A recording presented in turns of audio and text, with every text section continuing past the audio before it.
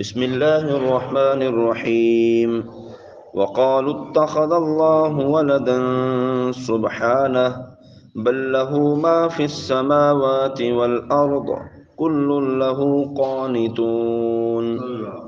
اور مشرکوں نے کہا اللہ نے اپنے لیے اولاد بنا رکھی ہے، وہ پاک ذات ہے، بلکہ جو کچھ آسمانوں اور زمین میں ہے سب اسی کی ملکیت میں ہے، سب اس کے حضور گردن جھکائے ہوئے ہیں۔ یہودیوں نے حضرت عزیر علیہ السلام کو اور عیسائیوں نے حضرت عیسیٰ علیہ السلام کو اللہ کا بیٹا بنایا ہوا تھا کہ یہ اللہ کے بیٹے ہیں، جبکہ مشرکین عرب نے فرشتوں کو خدا کی بیٹیاں قرار دے دیا تھا۔ جیسا کہ تینوں چیزیں قرآن پاک میں مذکور ہیں، ان سب کے رد میں یہ آیت مبارکہ نازل ہوئی کہ اللہ تعالیٰ اولاد سے پاک ہے اور ولد سے بھی پاک ہے۔ زمین و آسمان میں جو کچھ ہے وہ سب اللہ کی ملکیت میں ہے، تو کسی کی اولاد اس کی ملکیت نہیں ہو سکتی، اور جب آسمانوں اور زمین کی ہر چیز اللہ کی ملکیت میں ہے تو پھر اولاد کیسے ہو سکتی ہے؟ اولاد حقیقت میں ماں باپ کا جز ہوتی ہے، اور آدمی اپنے جز کا مالک نہیں ہوتا، اور اگر یہ اولاد جز ہو اور پھر اللہ تعالیٰ کے لیے اولاد ثابت کی جائے تو پھر اللہ تعالیٰ کا جز ثابت کرنا ہوگا، تو اللہ تعالیٰ جز سے بھی پاک ہے، یعنی حصے سے بھی پاک ہے۔ تو کائنات کی تمام چیزیں یہ اللہ تعالیٰ کی ملکیت میں ہیں، اللہ تعالیٰ والدین سے بھی اور اولاد سے بھی ان تمام چیزوں سے مبرہ ہے۔ بدیع السماوات والارض واذا قضى امرا فانما يقول له كن فيكون۔ وہ بغیر کسی سابقہ مثال کے آسمانوں اور زمین کو نیا پیدا کرنے والا ہے، اور جب وہ کسی کام کو وجود میں لانے کا فیصلہ فرماتا ہے تو اس سے صرف یہ فرماتا ہے ہو جا، تو وہ فوراً ہو جاتی ہے۔ بدی کا معنی کسی چیز کو بغیر کسی سابقہ مثال کے نئے طور پر بنانے والا۔ جس طرح بلڈنگ کھڑی کی جاتی ہے تو ٹھیکیدار کے ذہن میں کوئی نقشہ ہوتا ہے کہ اس طرح کی بلڈنگ پہلے بھی موجود ہے، تو اس نقشے کے مطابق پھر وہ اس بلڈنگ کو کھڑا کرتا ہے۔ کاریگر کوئی اوزار بناتا ہے تو ایک نقشہ اس کے ذہن میں موجود ہوتا ہے کہ اس طرح کی چیز میں نے فلاں فلاں جگہ دیکھی ہے تو میں بھی وہی چیز بنا دوں۔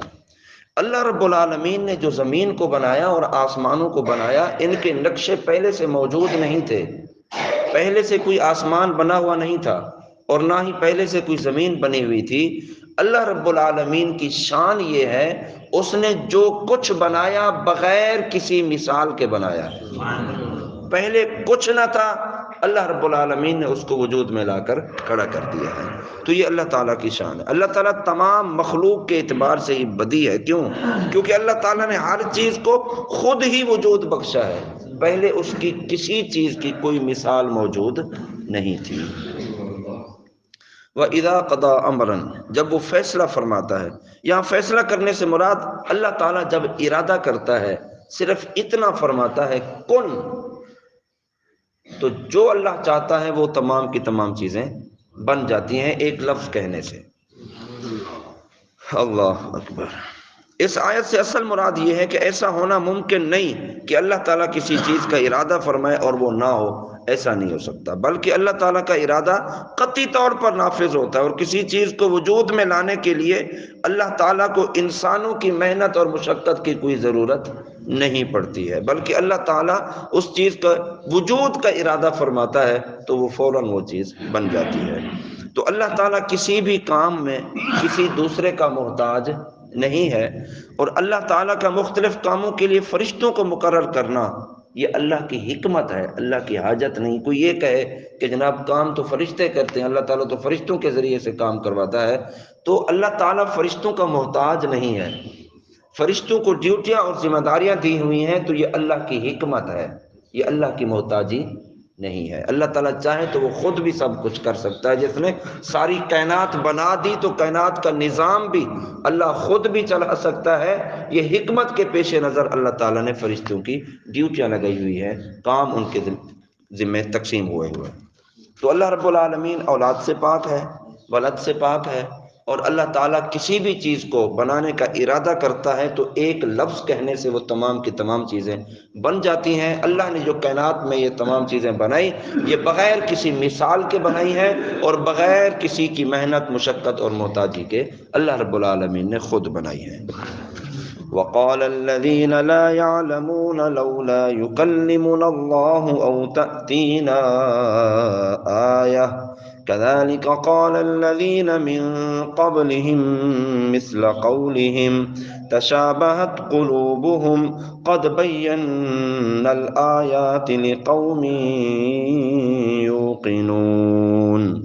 اور جاہلوں نے کہا اللہ ہم سے کیوں نہیں کلام کرتا، یا ہمارے پاس کوئی نشانی کیوں نہیں آ جاتی؟ اس سے پہلے لوگوں نے بھی ایسی ہی باتیں کہی تھیں تو ان کے دل آپس میں ایک جیسے ہو گئے۔ بے شک ہم نے یقین کرنے والوں کے لیے نشانیاں کھول کر بیان کر دیں۔ اس آیہ مبارکہ کی ایک تفسیر یہ ہے کہ یہودیوں نے حضور پرنور صلی اللہ علیہ وسلم سے کہا تھا کہ اگر آپ اپنے قول کے مطابق اللہ کے رسول ہیں تو اللہ تعالیٰ سے آپ فرما دیں کہ وہ ہم سے کلام کرے، اور ہم اللہ کا کلام سنیں کہ آپ اللہ کے رسول ہیں، تو پھر ہم خود اس کا فرمان سن کر ہم مان جائیں گے کہ آپ اللہ کے رسول ہیں۔ اس پر اللہ تعالیٰ نے ارشاد فرمایا کہ ان سے پہلے یہودیوں نے بھی حضرت موسیٰ علیہ السلام سے یہی بات کہی تھی کہ تم جو تورات پہ اپنا کوہ طور پر جا کر اللہ سے ہم کلام ہوتے ہو، ہمیں بھی لے جاؤ، ہم بھی اللہ کا کلام سننا چاہتے ہیں۔ تو وہ 70 کے 70 مر ہی گئے تھے، اللہ کا کلام نہیں سن سکے تھے۔ تو فرمایا اس سے پہلے کے لوگ بھی یہی بات کہتے تھے اور اب بھی یہی بات، ان لوگوں کے دل ایک جیسے ہو گئے ہیں۔ اور دوسری تفسیر یہ، مشرکین عرب نے حضور پرنور صلی اللہ علیہ وسلم سے کہا کہ اللہ تعالیٰ جس طرح فرشتوں سے باتیں کرتا ہے، اللہ تعالیٰ جس طرح انبیاء کرام سے باتیں کرتا ہے، تو اسی طرح جب اللہ نے آپ کو نبی بنا کر بھیجا تو اللہ تعالیٰ ہم سے بھی کلام کرے اور ہمیں بتا دے کہ تم اللہ کے نبی ہو، تب ہم آپ کو تسلیم کریں گے اور مانیں گے۔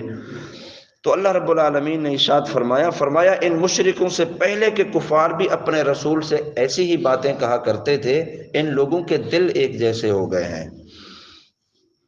تو یہ ان کا کمال تکبر تھا، یہ نہایت سرکشی تھی کہ سرکار دو عالم صلی اللہ علیہ وسلم کو تسلیم کرنے کی بجائے، حضور صلی اللہ علیہ وسلم کی باتوں پر اعتماد کرنے کی بجائے الٹا طنز کرتے تھے، اور یہ بات کہنا کہ اللہ سے کہیں کہ وہ ہم سے جناب کلام کرے، جس کو اللہ کے نبی پہ اعتماد نہیں ہے وہ اللہ کی ذات پر بھی اعتماد نہیں رکھیں گے، جس کو اللہ کے نبی کے قول پر اعتماد نہیں کہ وہ اللہ کے قول پر بھی اعتماد نہیں کریں گے۔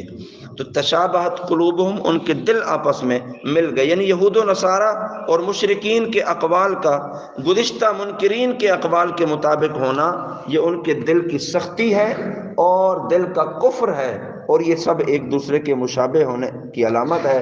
اس پر نبی کریم صلی اللہ علیہ وسلم کو تسلی دی گئی کہ حضور آپ ان جاہلوں کی سرکشی، ان کی نادانی اور دشمنانہ انکار سے حضور آپ رنجیدہ نہ ہوں۔ پچھلے کفار بھی اپنے انبیاء کے ساتھ ایسے ہی کرتے تھے جیسے یہودیوں نے حضرت موسیٰ علیہ السلام کے ساتھ کیا تھا کہ ہم آپ کو نہیں مانیں گے جب تک اللہ کو اعلانیہ ہم دیکھ نہ لیں۔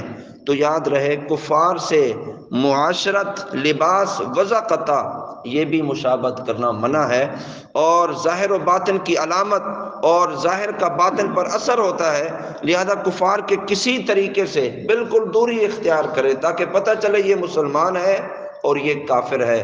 فرمایا ہم نے اپنی آیات یقین کرنے والوں کے لیے کھول کھول کر بیان کی ہیں۔ تو یقین کرنے والے تو بن دیکھے، پھر اہل ایمان نے بن دیکھے مانا نا، بن دیکھے اعتماد کیا، بن دیکھے ایمان لے کر آئے، اور کئیوں نے دیکھ کر بھی اس کو قبول نہیں کیا۔ تو اللہ رب العالمین نے فرق واضح کر دیا ہے۔ اہل ایمان یہ ہیں کہ بغیر دلیل کے مانتے ہیں، اور اہل کفر وہ ہیں لاکھوں دلیلیں دی جائیں تب بھی مانتے نہیں اور تسلیم نہیں کرتے۔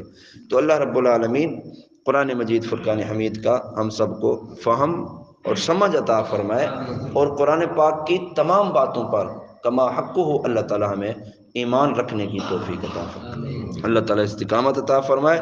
وما علینا الا البلاغ۔